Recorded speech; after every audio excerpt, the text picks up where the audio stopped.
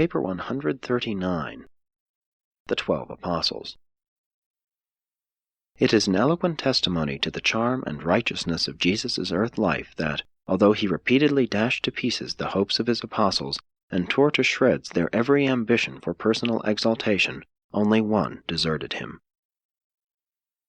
The apostles learned from Jesus about the kingdom of heaven, and Jesus learned much from them about the kingdom of men, human nature as it lives on Urantia and on the other evolutionary worlds of time and space. These 12 men represented many different types of human temperament, and they had not been made alike by schooling.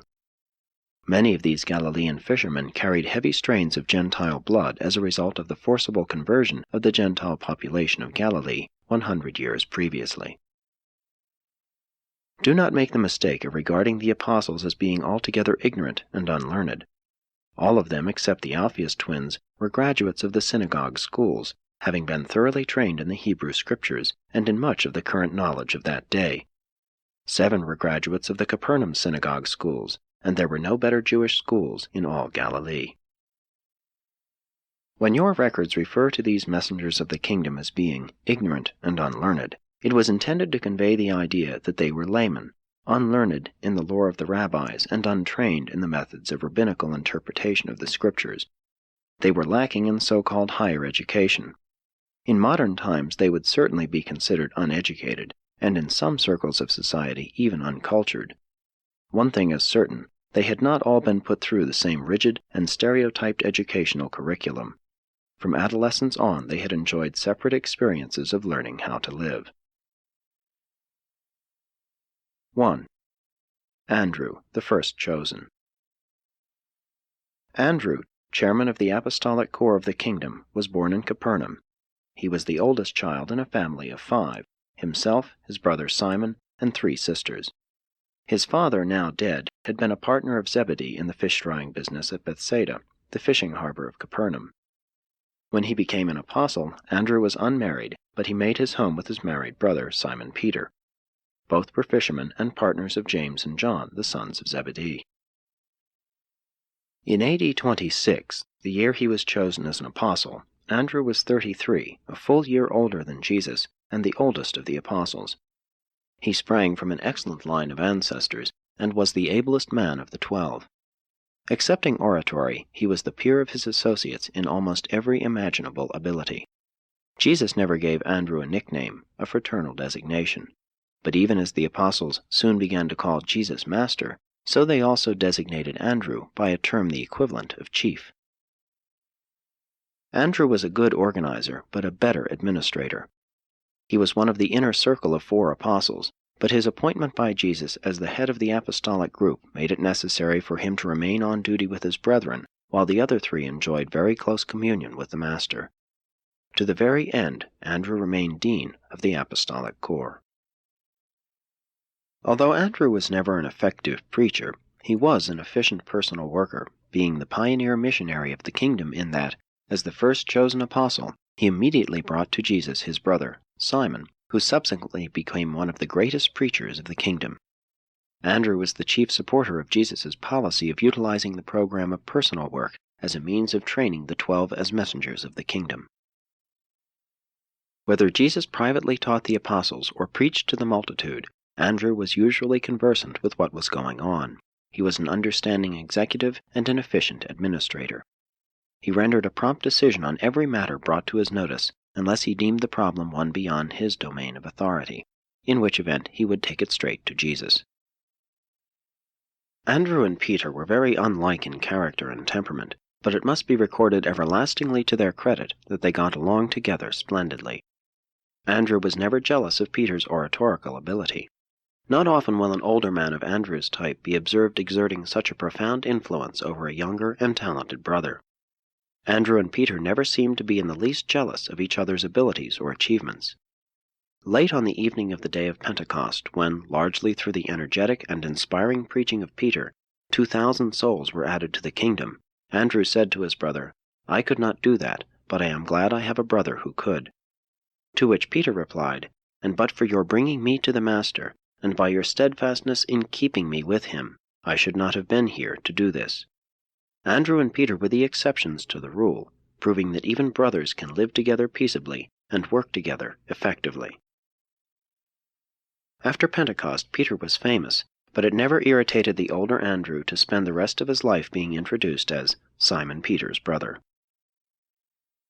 Of all the apostles, Andrew was the best judge of men.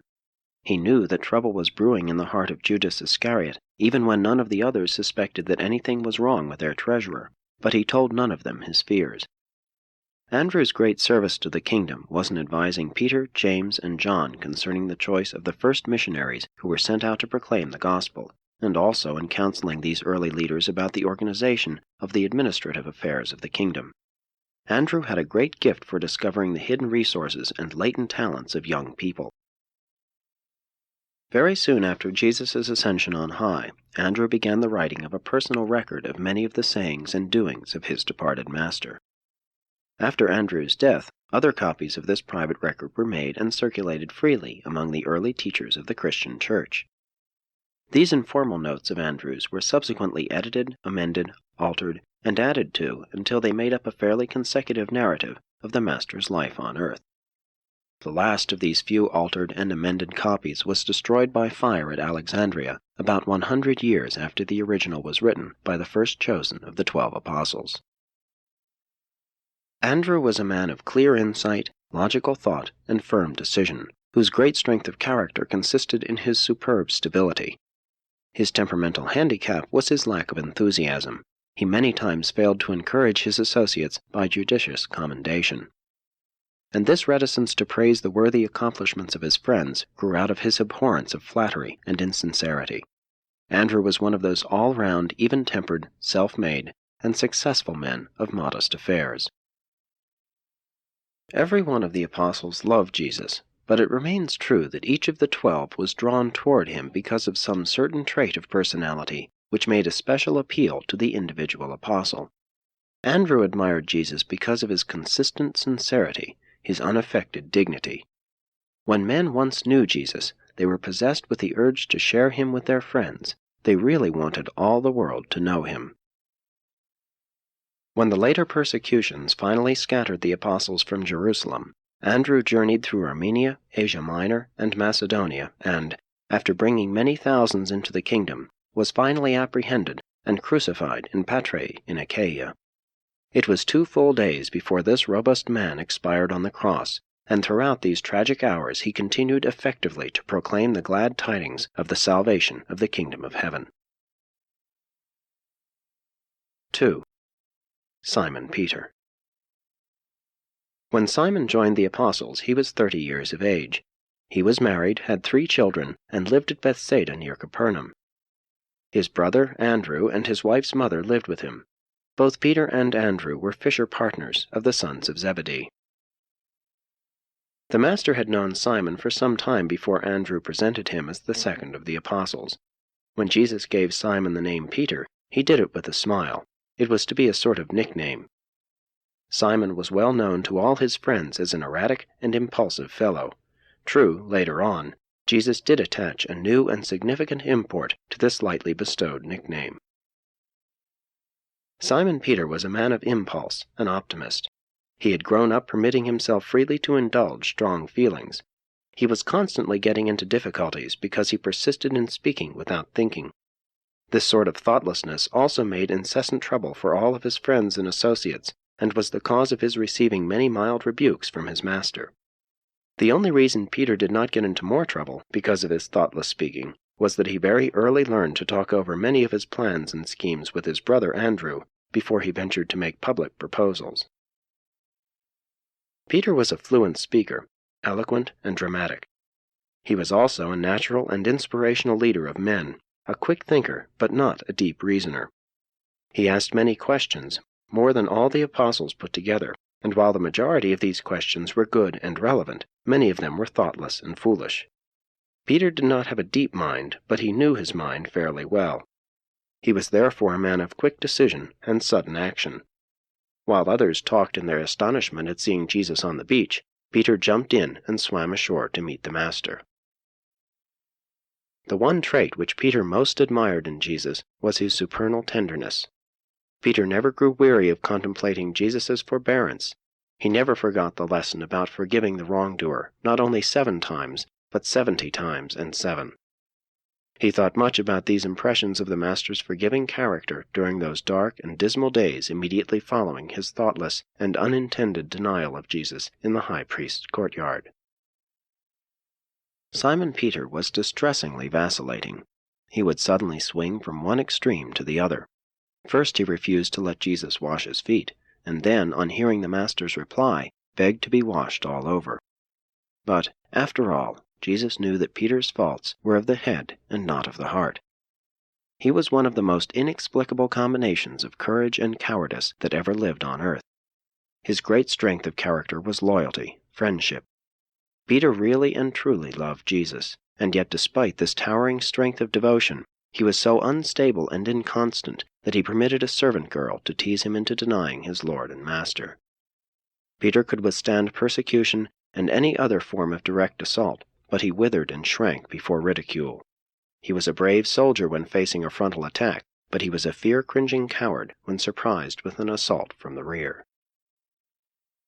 Peter was the first of Jesus' apostles to come forward to defend the work of Philip among the Samaritans and Paul among the Gentiles.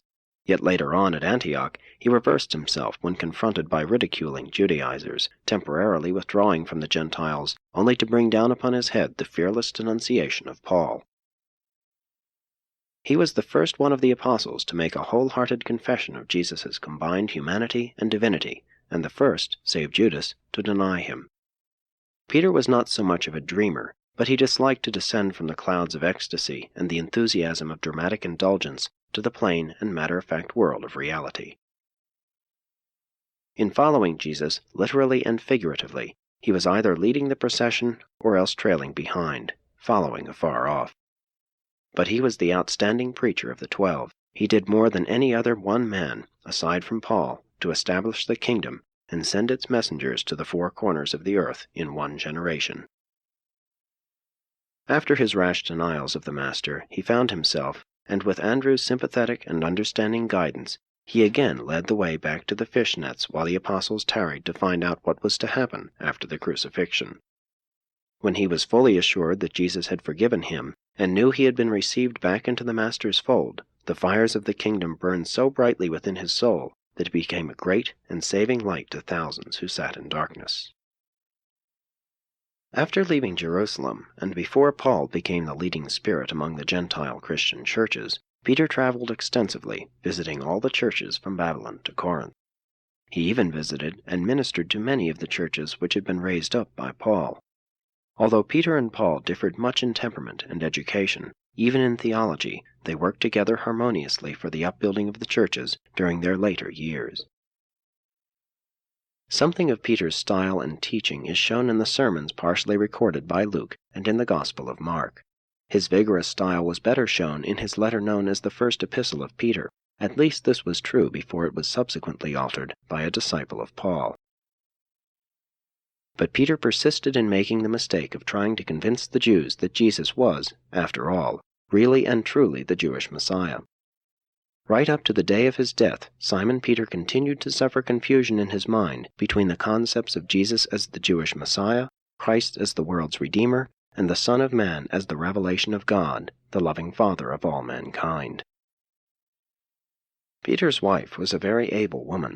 For years she labored acceptably as a member of the women's corps, and when Peter was driven out of Jerusalem, she accompanied him upon all his journeys to the churches as well as on all his missionary excursions. And the day her illustrious husband yielded up his life, she was thrown to the wild beasts in the arena at Rome. And so this man Peter, an intimate of Jesus, one of the inner circle, went forth from Jerusalem proclaiming the glad tidings of the kingdom with power and glory until the fullness of his ministry had been accomplished, and he regarded himself as the recipient of high honors when his captors informed him that he must die as his Master had died, on the cross.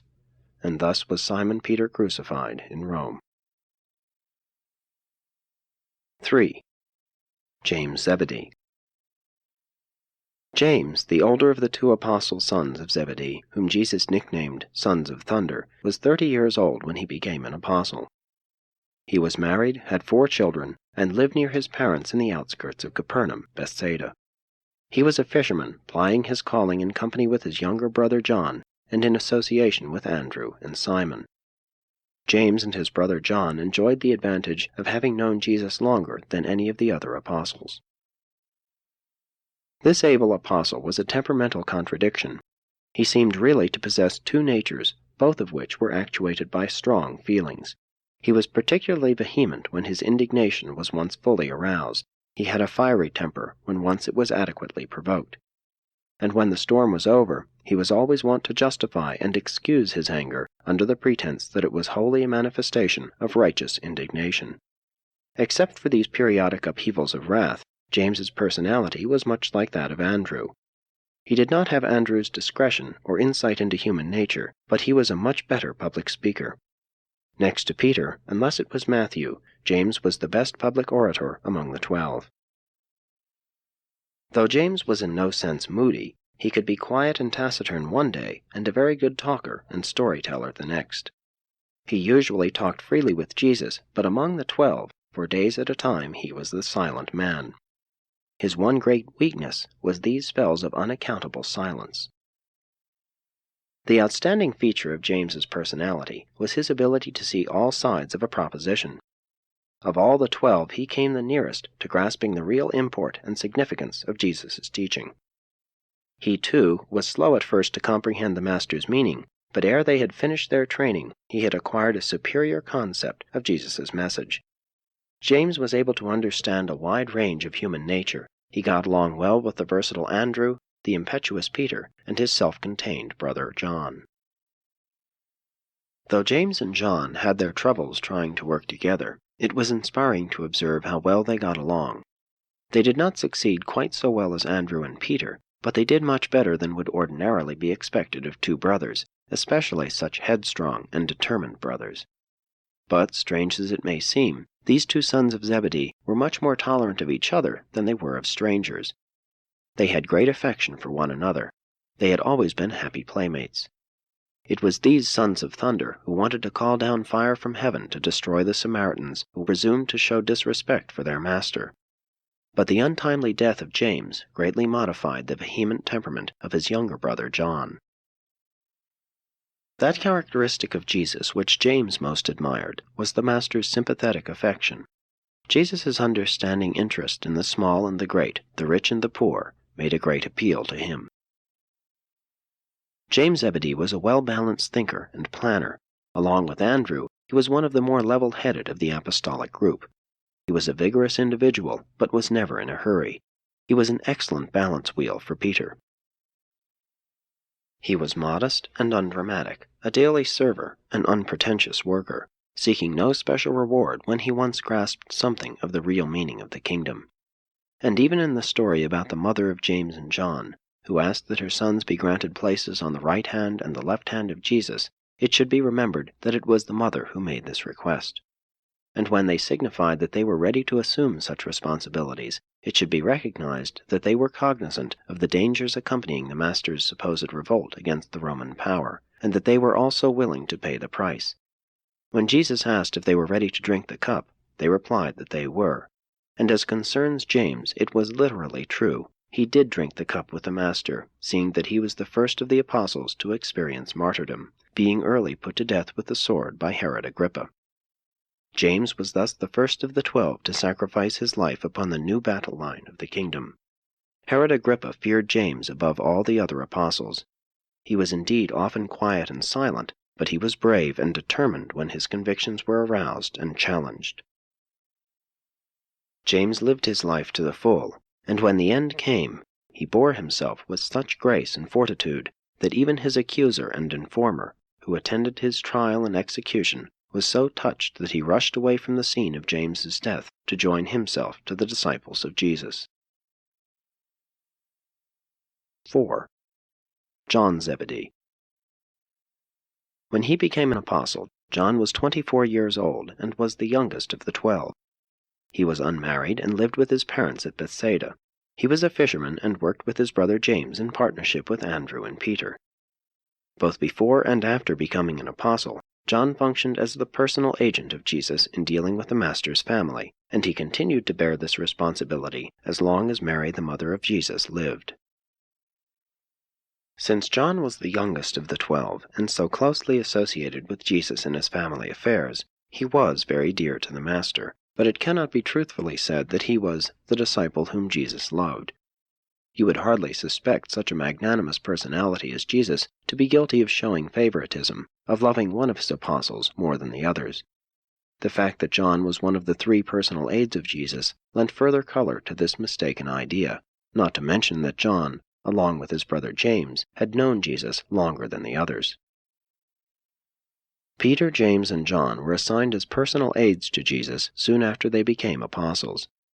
Shortly after the selection of the 12, and at the time Jesus appointed Andrew to act as director of the group, he said to him, "And now I desire that you assign 2 or 3 of your associates to be with me and to remain by my side, to comfort me and to minister to my daily needs."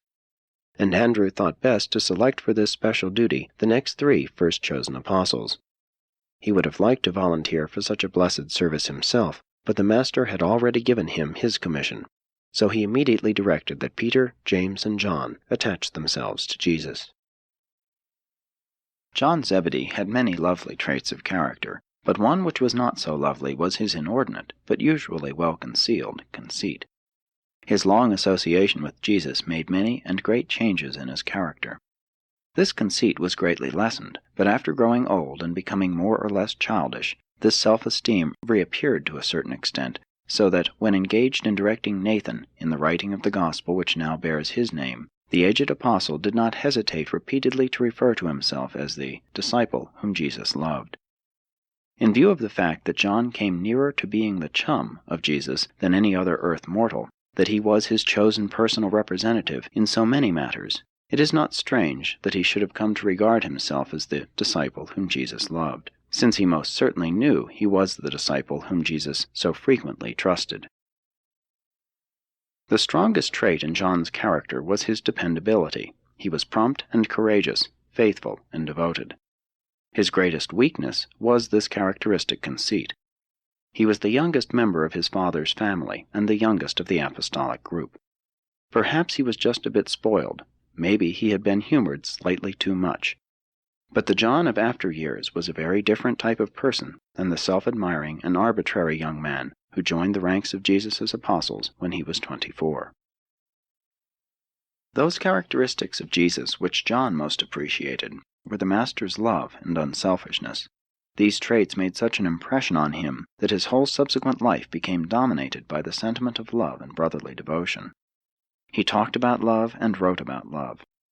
This son of thunder became the apostle of love, and at Ephesus, when the aged bishop was no longer able to stand in the pulpit and preach, but had to be carried to church in a chair, and when at the close of the service he was asked to say a few words to the believers, for years his only utterance was, "My little children, love one another." John was a man of few words, except when his temper was aroused. He thought much, but said little.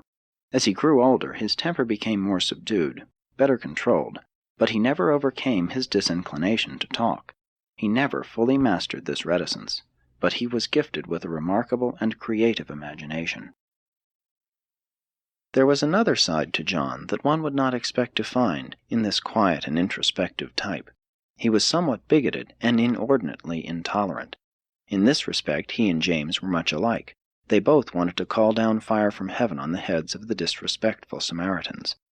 When John encountered some strangers teaching in Jesus' name, he promptly forbade them. But he was not the only one of the 12 who was tainted with this kind of self-esteem and superiority consciousness.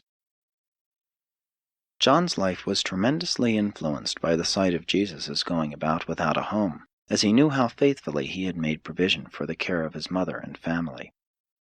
John also deeply sympathized with Jesus because of his family's failure to understand him, being aware that they were gradually withdrawing from him.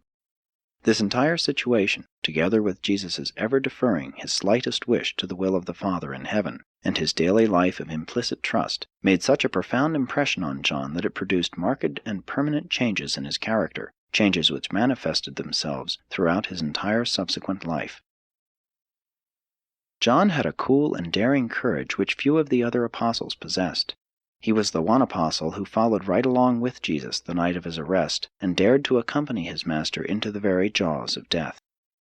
He was present and near at hand right up to the last earthly hour, and was found faithfully carrying out his trust with regard to Jesus' mother, and ready to receive such additional instructions as might be given during the last moments of the Master's mortal existence. One thing is certain, John was thoroughly dependable.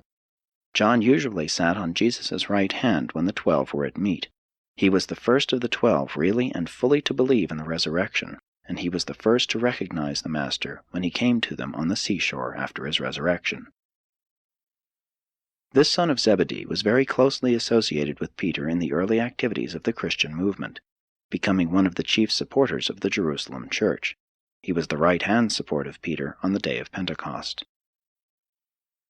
Several years after the martyrdom of James, John married his brother's widow.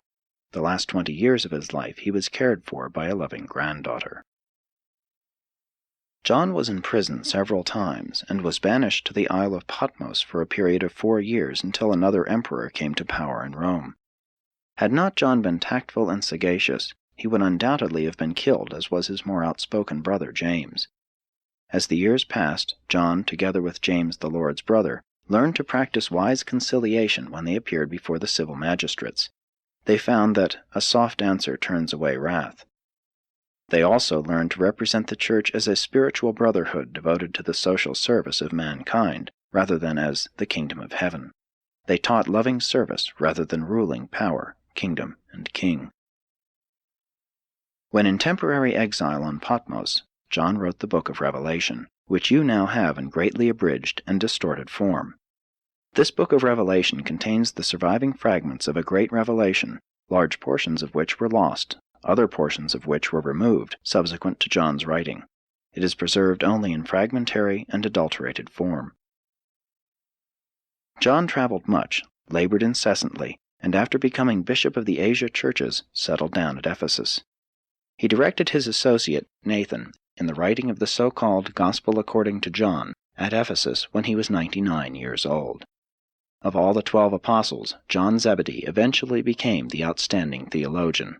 He died a natural death at Ephesus in AD 103, when he was 101 years of age. 5. Philip the Curious. Philip was the 5th apostle to be chosen, being called when Jesus and his first 4 apostles were on their way from John's rendezvous on the Jordan to Cana of Galilee. Since he lived at Bethsaida, Philip had for some time known of Jesus, but it had not occurred to him that Jesus was a really great man until that day in the Jordan Valley when he said, "Follow me." Philip was also somewhat influenced by the fact that Andrew, Peter, James, and John had accepted Jesus as the deliverer. Philip was 27 years of age when he joined the apostles. He had recently been married, but he had no children at this time. The nickname which the apostles gave him signified curiosity. Philip was always wanting to be shown. He never seemed to see very far into any proposition. He was not necessarily dull, but he lacked imagination. This lack of imagination was the great weakness of his character. He was a commonplace and matter-of-fact individual. When the apostles were organized for service, Philip was made steward. It was his duty to see that they were at all times supplied with provisions, and he was a good steward. His strongest characteristic was his methodical thoroughness. He was both mathematical and systematic. Philip came from a family of 7, 3 boys and 4 girls. He was next to the oldest, and after the resurrection he baptized his entire family into the kingdom. Philip's people were fisher folk. His father was a very able man, a deep thinker, but his mother was of a very mediocre family. Philip was not a man who could be expected to do big things, but he was a man who could do little things in a big way, do them well and acceptably. Only a few times in 4 years did he fail to have food on hand to satisfy the needs of all. Even the many emergency demands attendant upon the life they lived seldom found him unprepared. The commissary department of the apostolic family was intelligently and efficiently managed. The strong point about Philip was his methodical reliability. The weak point in his makeup was his utter lack of imagination, the absence of the ability to put 2 and 2 together to obtain 4. He was mathematical in the abstract, but not constructive in his imagination. He was almost entirely lacking in certain types of imagination. He was the typical everyday and commonplace average man. There were a great many such men and women among the multitudes who came to hear Jesus teach and preach, and they derived great comfort from observing one like themselves elevated to an honored position in the councils of the Master. They derived courage from the fact that one like themselves had already found a high place in the affairs of the kingdom. And Jesus learned much about the way some human minds function, as he so patiently listened to Philip's foolish questions, and so many times complied with his steward's request to be shown. The one quality about Jesus which Philip so continuously admired was the Master's unfailing generosity. Never could Philip find anything in Jesus which was small, niggardly, or stingy, and he worshipped this ever-present and unfailing liberality. There was little about Philip's personality that was impressive. He was often spoken of as Philip of Bethsaida, the town where Andrew and Peter live. He was almost without discerning vision. He was unable to grasp the dramatic possibilities of a given situation. He was not pessimistic, he was simply prosaic. He was also greatly lacking in spiritual insight. He would not hesitate to interrupt Jesus in the midst of one of the Master's most profound discourses to ask an apparently foolish question. But Jesus never reprimanded him for such thoughtlessness. He was patient with him, and considerate of his inability to grasp the deeper meanings of the teaching. Jesus well knew that, if he once rebuked Philip for asking these annoying questions, he would not only wound this honest soul, but such a reprimand would so hurt Philip that he would never again feel free to ask questions. Jesus knew that on his worlds of space there were untold billions of similar slow-thinking mortals, and he wanted to encourage them all to look to him, and always to feel free to come to him with their questions and problems. After all, Jesus was really more interested in Philip's foolish questions than in the sermon he might be preaching. Jesus was supremely interested in men, all kinds of men. The apostolic steward was not a good public speaker, but he was a very persuasive and successful personal worker. He was not easily discouraged. He was a plodder and very tenacious in anything he undertook. He had that great and rare gift of saying, "Come." When his first convert, Nathaniel, wanted to argue about the merits and demerits of Jesus and Nazareth, Philip's effective reply was, "Come and see." He was not a dogmatic preacher who exhorted his hearers to go, do this and do that. He met all situations as they arose in his work with, "Come, come with me, I will show you the way." And that is always the effective technique in all forms and phases of teaching. Even parents may learn from Philip the better way of saying to their children not, "Go do this and go do that," but rather, "Come with us while we show and share with you the better way." The inability of Philip to adapt himself to a new situation was well shown when the Greeks came to him at Jerusalem saying, "Sir, we desire to see Jesus." Now Philip would have said to any Jew asking such a question, "Come." But these men were foreigners, and Philip could remember no instructions from his superiors regarding such matters, so the only thing he could think to do was to consult the chief, Andrew, and then they both escorted the inquiring Greeks to Jesus. Likewise, when he went into Samaria preaching and baptizing believers, as he had been instructed by his Master, he refrained from laying hands on his converts in token of their having received the Spirit of truth. This was done by Peter and John, who presently came down from Jerusalem to observe his work in behalf of the Mother Church. Philip went on through the trying times of the Master's death, participated in the reorganization of the 12, and was the first to go forth to win souls for the kingdom outside of the immediate Jewish ranks, being most successful in his work for the Samaritans and in all his subsequent labors in behalf of the gospel. Philip's wife, who was an efficient member of the women's corps, became actively associated with her husband in his evangelistic work after the flight from the Jerusalem persecutions.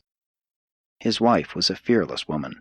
She stood at the foot of Philip's cross, encouraging him to proclaim the glad tidings even to his murderers. And when his strength failed, she began the recital of the story of salvation by faith in Jesus, and was silenced only when the irate Jews rushed upon her and stoned her to death. Their eldest daughter, Leah, continued their work, later on becoming the renowned prophetess of Hierapolis. Philip, the one-time steward of the 12, was a mighty man in the kingdom, winning souls wherever he went, and he was finally crucified for his faith and buried at Hierapolis. 6. Honest Nathaniel. Nathaniel, the sixth and last of the apostles to be chosen by the Master himself, was brought to Jesus by his friend Philip. He had been associated in several business enterprises with Philip, and, with him, was on the way down to see John the Baptist when they encountered Jesus. When Nathaniel joined the apostles, he was 25 years old and was the next to the youngest of the group. He was the youngest of a family of 7, was unmarried, and the only support of aged and infirm parents with whom he lived at Cana. His brothers and sister were either married or deceased, and none lived there. Nathaniel and Judas Iscariot were the 2 best educated men among the 12. Nathaniel had thought to become a merchant. Jesus did not himself give Nathaniel a nickname, but the 12 soon began to speak of him in terms that signified honesty, sincerity. He was without guile, and this was his great virtue. He was both honest and sincere. The weakness of his character was his pride. He was very proud of his family, his city, his reputation, and his nation, all of which is commendable if it is not carried too far. But Nathaniel was inclined to go to extremes with his personal prejudices. He was disposed to prejudge individuals in accordance with his personal opinions. He was not slow to ask the question, even before he had met Jesus, "Can any good thing come out of Nazareth?" But Nathaniel was not obstinate, even if he was proud. He was quick to reverse himself when he once looked into Jesus' face. In many respects, Nathaniel was the odd genius of the 12. He was the apostolic philosopher and dreamer, but he was a very practical sort of dreamer. He alternated between seasons of profound philosophy and periods of rare and droll humor. When in the proper mood, he was probably the best storyteller among the 12. Jesus greatly enjoyed hearing Nathaniel discourse on things both serious and frivolous. Nathaniel progressively took Jesus and the kingdom more seriously, but never did he take himself seriously. The apostles all loved and respected Nathaniel, and he got along well with them splendidly, excepting Judas Iscariot. Judas did not think Nathaniel took his apostleship sufficiently seriously, and once had the temerity to go secretly to Jesus and lodge complaint against him. Said Jesus, "Judas, watch carefully your steps. Do not over-magnify your office. Who of us is competent to judge his brother? It is not the Father's will that his children should partake only of the serious things of life. Let me repeat, I have come that my brethren in the flesh may have joy, gladness, and life more abundantly. Go then, Judas, and do well that which has been entrusted to you, but leave Nathaniel, your brother, to give account of himself to God." And the memory of this, with that of many similar experiences, long lived in the self-deceiving heart of Judas Iscariot. Many times when Jesus was away on the mountain with Peter, James, and John, and things were becoming tense and tangled among the apostles, when even Andrew was in doubt about what to say to his disconsolate brethren, Nathaniel would relieve the tension by a bit of philosophy or a flash of humor. Good humor, too. Nathaniel's duty was to look after the families of the 12. He was often absent from the apostolic councils, for when he heard that sickness or anything out of the ordinary had happened to one of his charges, he lost no time in getting to that home. The 12 rested securely in the knowledge that their family's welfare was safe in the hands of Nathaniel. Nathaniel most revered Jesus for his tolerance. He never grew weary of contemplating the broad-mindedness and generous sympathy of the Son of Man. Nathaniel's father, Bartholomew, died shortly after Pentecost, after which this apostle went into Mesopotamia and India, proclaiming the glad tidings of the kingdom and baptizing believers. His brethren never knew what became of their one-time philosopher, poet, and humorist, but he also was a great man in the kingdom, and did much to spread his master's teachings, even though he did not participate in the organization of the subsequent Christian church. Nathaniel died in India. 7. Matthew Levi. Matthew, the 7th apostle, was chosen by Andrew.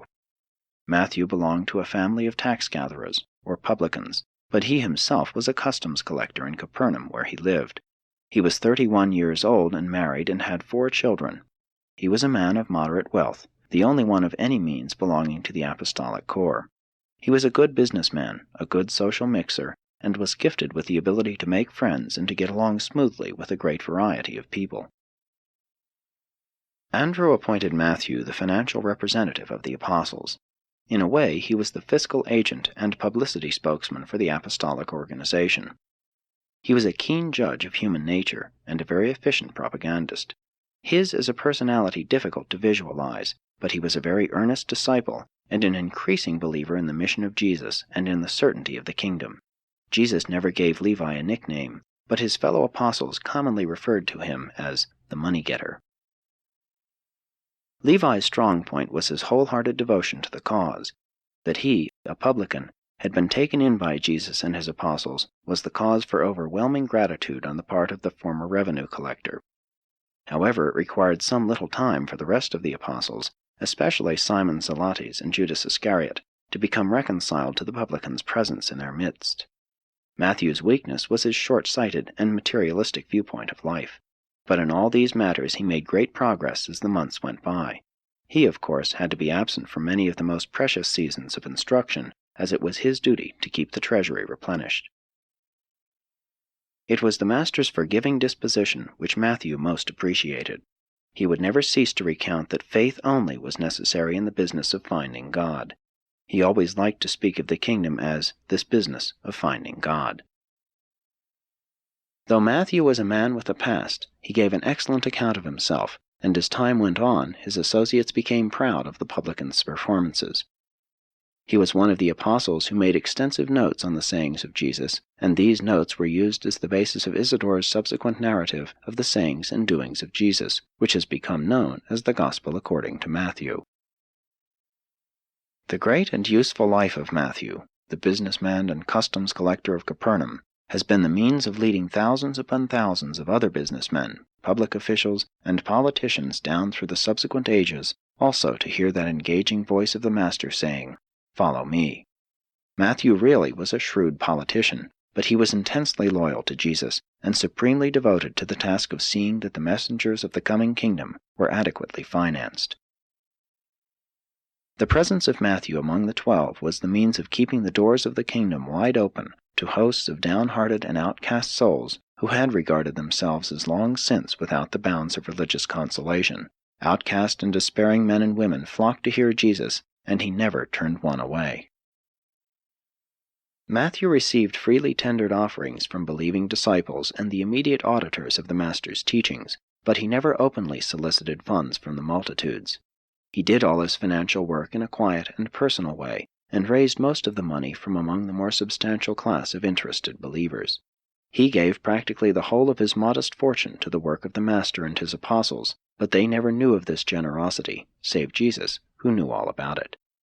Matthew hesitated openly to contribute to the apostolic funds, for fear that Jesus and his associates might regard his money as being tainted, so he gave much in the names of other believers. During the earlier months, when Matthew knew his presence among them was more or less of a trial, he was strongly tempted to let them know that his funds often supplied them with their daily bread, but he did not yield. When evidence of the disdain of the publican would become manifest, Levi would burn to reveal to them his generosity, but always he managed to keep still. When the funds for the week were short of the estimated requirements, Levi would often draw heavily upon his own personal resources. Also, sometimes when he became greatly interested in Jesus' teaching, he preferred to remain and hear the instruction, even though he knew he must personally make up for his failure to solicit the necessary funds. But Levi did so wish that Jesus might know that much of the money came from his pocket. He little realized that the Master knew all about it. The apostles all died without knowing that Matthew was their benefactor to such an extent that, when he went forth to proclaim the gospel of the kingdom after the beginning of the persecutions, he was practically penniless. When these persecutions caused the believers to forsake Jerusalem, Matthew journeyed north, preaching the gospel of the kingdom and baptizing believers. He was lost to the knowledge of his former apostolic associates, but on he went, preaching and baptizing, through Syria, Cappadocia, Galatia, Bithynia, and Thrace. And it was in Thrace, at Lysimachia, that certain unbelieving Jews conspired with the Roman soldiers to encompass his death. And this regenerated publican died triumphant in the faith of a salvation he had so surely learned from the teachings of the Master during his recent sojourn on earth. 8. Thomas Didymus. Thomas was the 8th apostle, and he was chosen by Philip. In later times he has become known as Doubting Thomas, but his fellow apostles hardly looked upon him as a chronic doubter. True, his was a logical, skeptical type of mind, but he had a form of courageous loyalty which forbade those who knew him intimately to regard him as a trifling skeptic. When Thomas joined the apostles, he was 29 years old, was married, and had 4 children.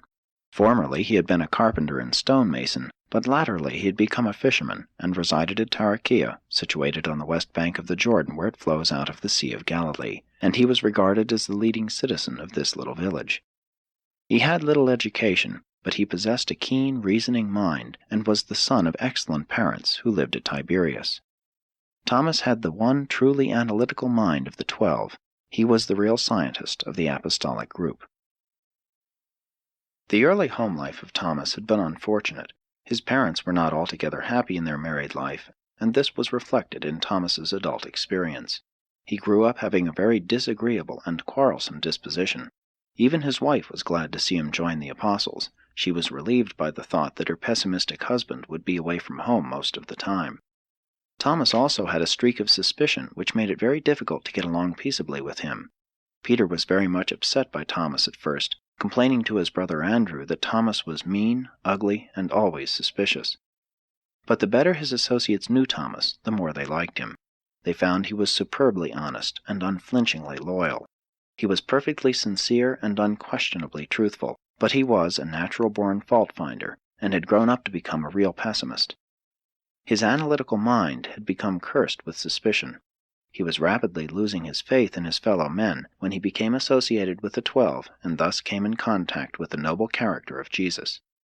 This association with the Master began at once to transform Thomas's whole disposition and to effect great changes in his mental reactions to his fellow men. Thomas's great strength was his superb analytical mind, coupled with his unflinching courage, when he had once made up his mind. His great weakness was his suspicious doubting, which he never fully overcame throughout his whole lifetime in the flesh. In the organization of the 12, Thomas was assigned to arrange and manage the itinerary, and he was an able director of the work and movements of the apostolic corps. He was a good executive, an excellent businessman, but he was handicapped by his many moods. He was one man one day and another man the next. He was inclined toward melancholic brooding when he joined the apostles, but contact with Jesus and the apostles largely cured him of this morbid introspection. Jesus enjoyed Thomas very much and had many long personal talks with him. His presence among the apostles was a great comfort to all honest doubters and encouraged many troubled minds to come into the kingdom, even if they could not wholly understand everything about the spiritual and philosophic phases of the teachings of Jesus. Thomas's membership in the 12 was a standing declaration that Jesus loved even honest doubters. The other apostles held Jesus in reverence because of some special and outstanding trait of his replete personality, but Thomas revered the Master because of his superbly balanced character.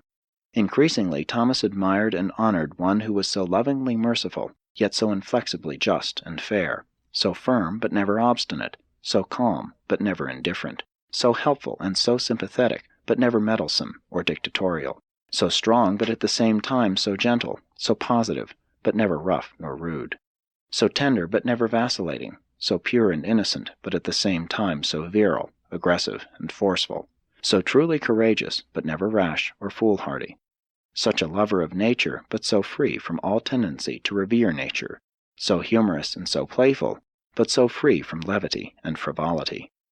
It was this matchless symmetry of personality that so charmed Thomas. He probably enjoyed the highest intellectual understanding and personality appreciation of Jesus of any of the 12. In the councils of the 12, Thomas was always cautious, advocating a policy of safety first, but if his conservatism was voted down or overruled, he was always the first fearlessly to move out in execution of the program decided upon.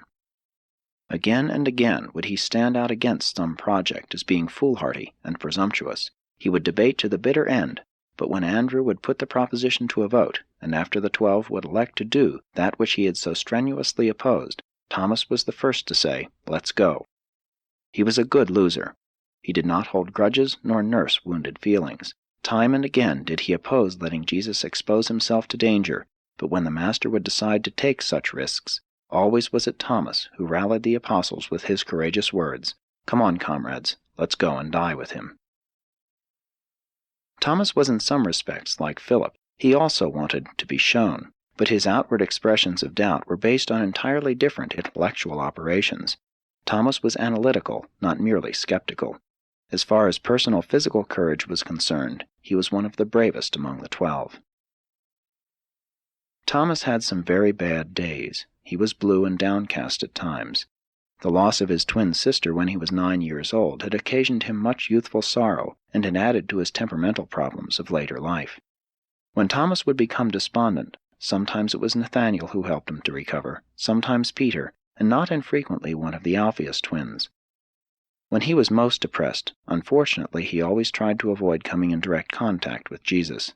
But the Master knew all about this, and had an understanding sympathy for this apostle when he was thus afflicted with depression and harassed by doubts. Sometimes Thomas would get permission from Andrew to go off by himself for a day or two, but he soon learned that such a course was not wise. He early found that it was best when he was downhearted to stick close to his work and to remain near his associates. But no matter what happened in his emotional life, he kept right on being an apostle. When the time actually came to move forward, it was always Thomas who said, "Let's go." Thomas is the great example of a human being who has doubts, faces them, and wins. He had a great mind. He was no carping critic. He was a logical thinker. He was the acid test of Jesus and his fellow apostles. If Jesus and his work had not been genuine, it could not have held a man like Thomas from the start to the finish. He had a keen and sure sense of fact. At the first appearance of fraud or deception, Thomas would have forsaken them all. Scientists may not fully understand all about Jesus and his work on earth, but there lived and worked with the Master and his human associates a man whose mind was that of a true scientist, Thomas Didymus, and he believed in Jesus of Nazareth. Thomas had a trying time during the days of the trial and crucifixion. He was for a season in the depths of despair, but he rallied his courage, stuck to the apostles, and was present with them to welcome Jesus on the Sea of Galilee. For a while he succumbed to his doubting depression, but eventually rallied his faith and courage. He gave wise counsel to the apostles after Pentecost, and, when persecution scattered the believers, went to Cyprus, Crete, the North African coast, and Sicily, preaching the glad tidings of the kingdom and baptizing believers. And Thomas continued preaching and baptizing until he was apprehended by the agents of the Roman government and was put to death in Malta. Just a few weeks before his death, he had begun the writing of the life and teachings of Jesus. 9 and 10. James and Judas Alphaeus. James and Judas, the sons of Alphaeus, the twin fishermen living near Charissa, were the 9th and 10th apostles and were chosen by James and John Zebedee. They were 26 years old and married, James having 3 children, Judas 2. There is not much to be said about these 2 commonplace fisherfolk. They loved their Master, and Jesus loved them. But they never interrupted his discourses with questions. They understood very little about the philosophical discussions or the theological debates of their fellow apostles, but they rejoiced to find themselves numbered among such a group of mighty men. These 2 were almost identical in personal appearance, mental characteristics, and extent of spiritual perception. What may be said of one should be recorded of the other. Andrew assigned them to the work of policing the multitudes. They were the chief ushers of the preaching hours and, in fact, the general servants and errand boys of the 12. They helped Philip with the supplies, they carried money to the families for Nathaniel, and always were they ready to lend a helping hand to any one of the apostles. The multitudes of the common people were greatly encouraged to find 2 like themselves honored with places among the apostles. By their very acceptance as apostles, these mediocre twins were the means of bringing a host of faint-hearted believers into the kingdom. And, too, the common people took more kindly to the idea of being directed and managed by official ushers who were very much like themselves. James and Judas, who were also called Thaddeus and Lebbaeus, had neither strong points nor weak points. The nicknames given them by the disciples were good-natured designations of mediocrity. They were the least of all the apostles. They knew it and felt cheerful about it. James Alphaeus especially loved Jesus because of the Master's simplicity. These twins could not comprehend the mind of Jesus, but they did grasp the sympathetic bond between themselves and the heart of their Master. Their minds were not of a high order. They might even reverently be called stupid, but they had a real experience in their spiritual natures. They believed in Jesus, they were sons of God, and fellows of the kingdom. Judas Alphaeus was drawn toward Jesus because of the Master's unostentatious humility. Such humility linked with such personal dignity made a great appeal to Judas. The fact that Jesus would always enjoin silence regarding his unusual acts made a great impression on this simple child of nature. The twins were good-natured, simple-minded helpers, and everybody loved them. Jesus welcomed these young men of one talent to positions of honor on his personal staff in the kingdom, because there are untold millions of other such simple and fear-ridden souls on the worlds of space whom he likewise wishes to welcome into active and believing fellowship with himself and his outpoured spirit of truth. Jesus does not look down upon littleness, only upon evil and sin. James and Judas were little, but they were also faithful. They were simple and ignorant, but they were also big-hearted, kind, and generous. And how gratefully proud were these humble men on that day when the Master refused to accept a certain rich man as an evangelist unless he would sell his goods and help the poor. When the people heard this and beheld the twins among his counselors, they knew of a certainty that Jesus was no respecter of persons. But only a divine institution, the kingdom of heaven, could ever have been built upon such a mediocre human foundation. Only once or twice in all their association with Jesus did the twins venture to ask questions in public. Judas was once intrigued into asking Jesus a question when the Master had talked about revealing himself openly to the world. He felt a little disappointed that there were to be no more secrets among the 12, and he made bold to ask, "But Master, when you do thus declare yourself to the world, how will you favor us with special manifestations of your goodness?" The twins served faithfully until the end, until the dark days of trial, crucifixion, and despair. They never lost their heart faith in Jesus, and, save John, they were the first to believe in his resurrection. But they could not comprehend the establishment of the kingdom. Soon after their Master was crucified, they returned to their families and nets. Their work was done. They had not the ability to go on in the more complex battles of the kingdom, but they lived and died conscious of having been honored and blessed with 4 years of close and personal association with the Son of God, the sovereign maker of a universe. 11. Simon the Zealot. Simon Zelotus, the 11th apostle, was chosen by Simon Peter. He was an able man of good ancestry and lived with his family at Capernaum. He was 28 years old when he became attached to the apostles. He was a fiery agitator, and was also a man who spoke much without thinking. He had been a merchant in Capernaum before he turned his entire attention to the patriotic organization of the Zealots. Simon Zelotus was given charge of the diversions and relaxation of the apostolic group, and he was a very efficient organizer of the play life and recreational activities of the 12.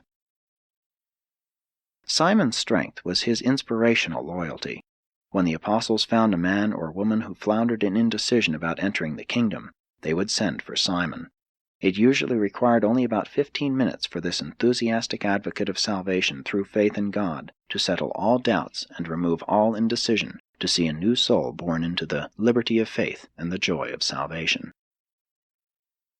Simon's great weakness was his material mindedness.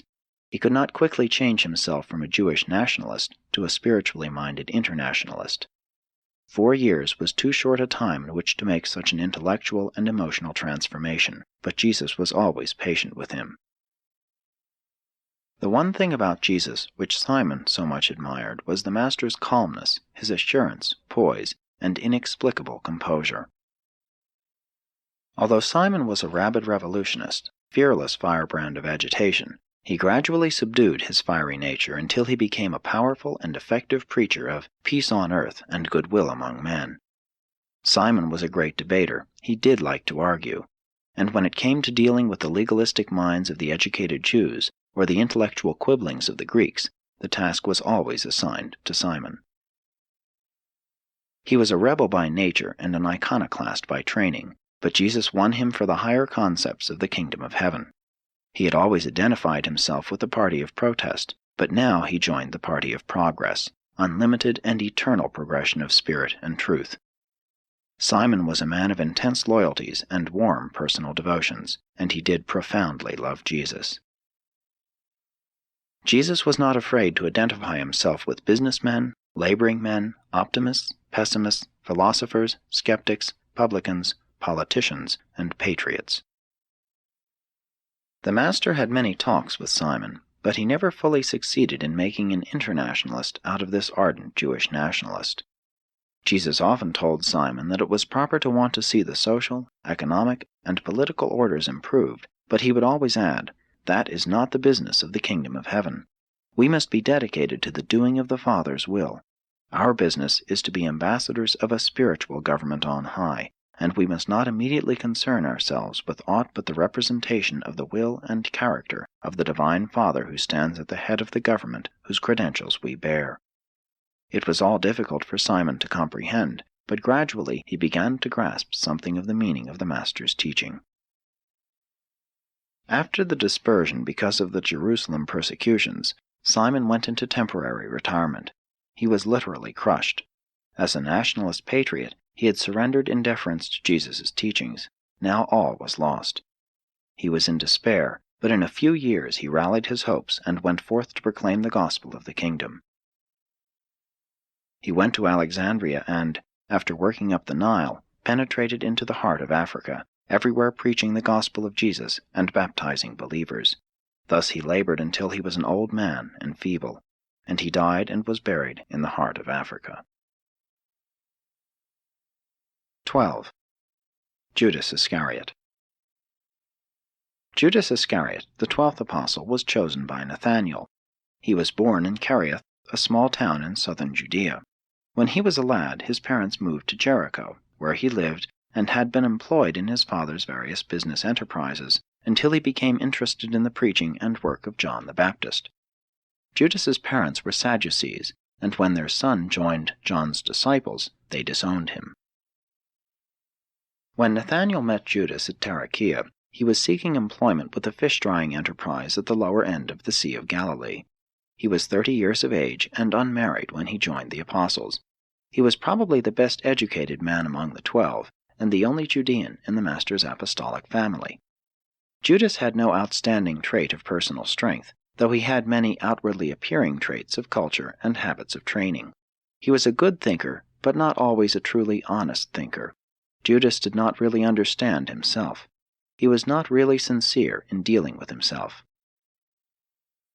Andrew appointed Judas treasurer of the 12, a position which he was eminently fitted to hold, and up to the time of the betrayal of his master, he discharged the responsibilities of his office honestly, faithfully, and most efficiently.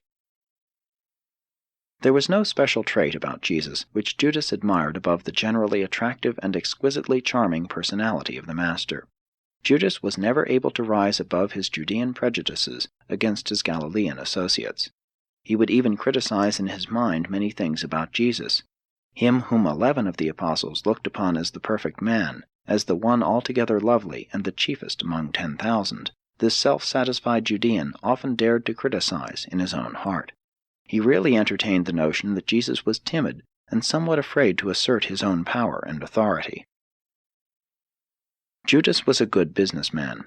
It required tact, ability, and patience as well as painstaking devotion to manage the financial affairs of such an idealist as Jesus, to say nothing of wrestling with the helter-skelter business methods of some of the apostles. Judas really was a great executive, a far-seeing and able financier, and he was a stickler for organization.